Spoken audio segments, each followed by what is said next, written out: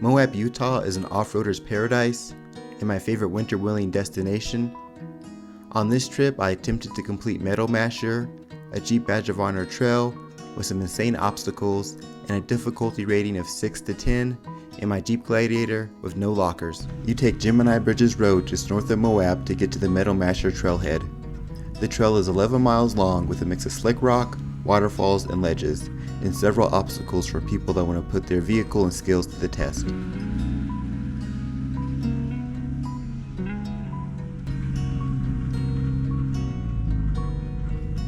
The first couple of miles are easy, but I wasn't sure if I'd be able to complete the full trail because there are some technical sections, and the Gladiator's long wheelbase isn't great on technical trails, even with 35s and a 3-inch lift.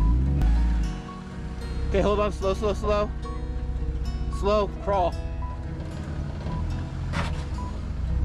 Yep,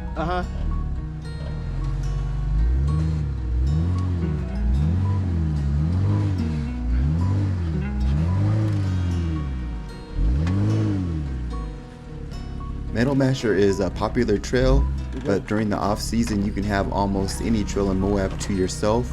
The entire day I only saw a couple on a side-by-side and a couple of guys on dirt bikes. The area is managed by the BLM, but there are no official or dispersed campsites in the immediate area. The height of rocks never translates well in video, but this ledge is probably around 3 feet tall, so that's nothing crazy. But the lower control arm still scrapes the rocks on the passenger side. keep on going.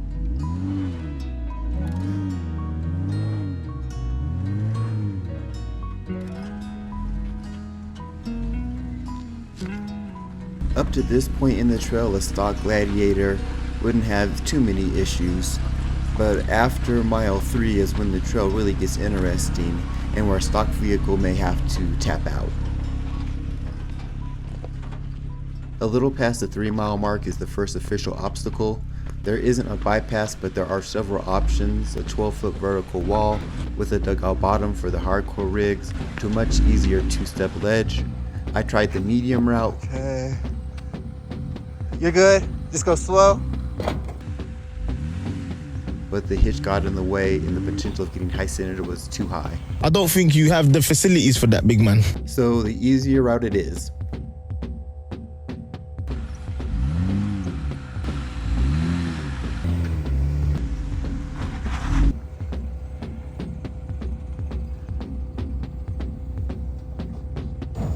You're good.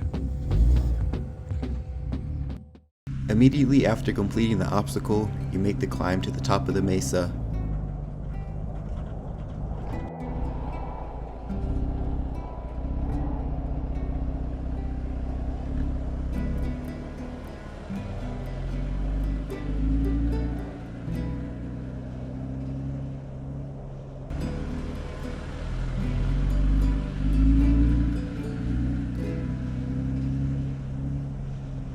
When you get to the top, you're rewarded with incredible views of the La Salle Mountains contrasting with the desert rocks. This is a good place to take a break and enjoy the view and prepare for the bigger obstacles ahead. The day actually didn't go as planned. The original plan was to do Poison Spider. I'd researched the trail and was ready for it, but when I arrived, the trailhead was closed for maintenance. Sitting in the Jeep alongside the Colorado River, I had to find an alternative that would be just as cool, and Metal Masher was close by.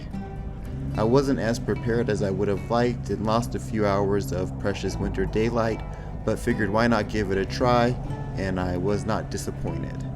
But I do have to say I've never been disappointed by any of the trails in Moab. I wouldn't say that Metal Masher is my favorite trail, but I would definitely recommend it.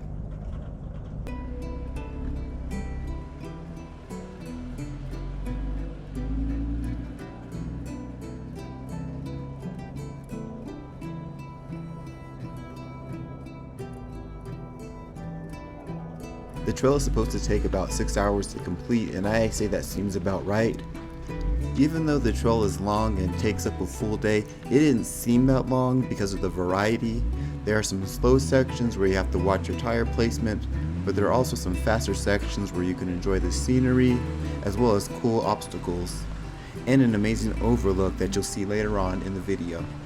Metal Masher is known for its challenging obstacles, but I would say the random dugout ledges from erosion and trail use were a bigger problem than the actual obstacles. I had to stack rocks 3 or 4 times on the trail.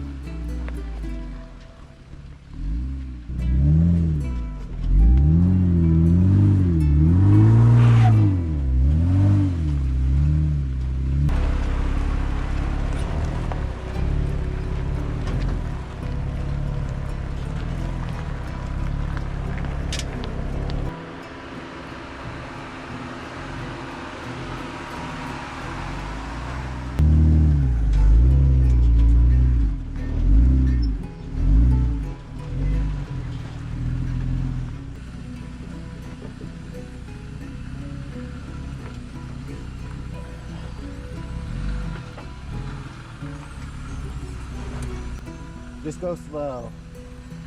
Oh. Slow him. It's a little slick. You're fine. Just go slow. Okay, so now this side's gonna come down. So slow, slow, slow.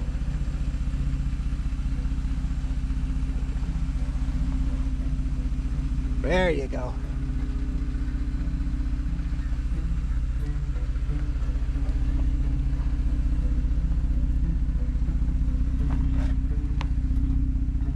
Okay, you're clear.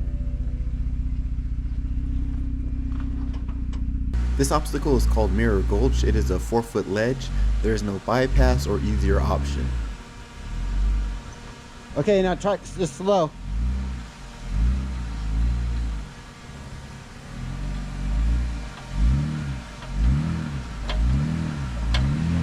Good. Come passenger a little. Good. That's good. Hit driver a little.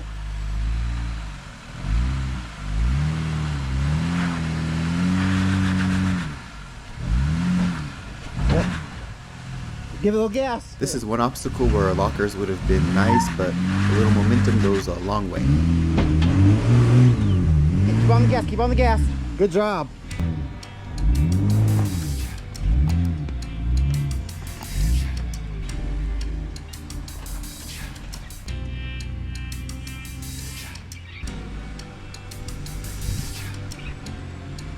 The next obstacle is called Misty's Thumb, and I'm not gonna lie, it looks intimidating at first glance. It's steep, and the first and only thing you see is the hard route, which looks like it's going straight up, but to the left is the easier option.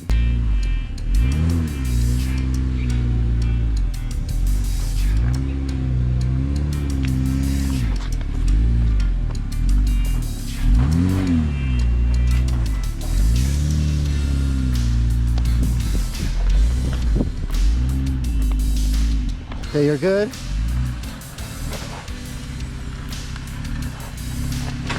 You're good, you're good.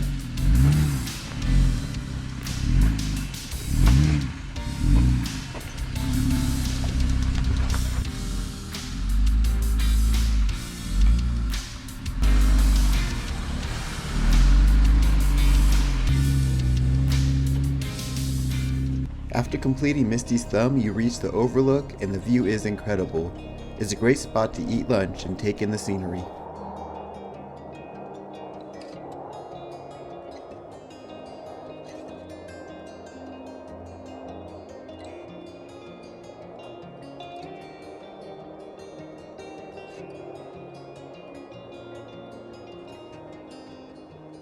After the lookout, the trail follows the edge of the cliff.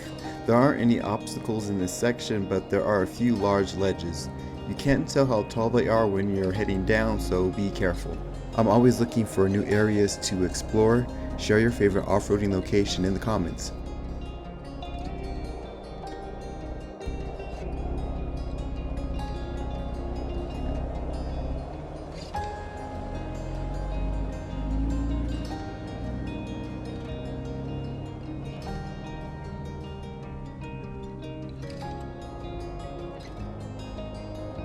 At this point in the trail, you have a few options. You can go to an obstacle called the Widowmaker, but that is way too difficult for my build. But there are bag passes, or you can choose to leave the trail completely. It was getting late, so I opted to leave the trail. Click the end screen now to see my 5-day solo overlanding trip through Southeast Utah.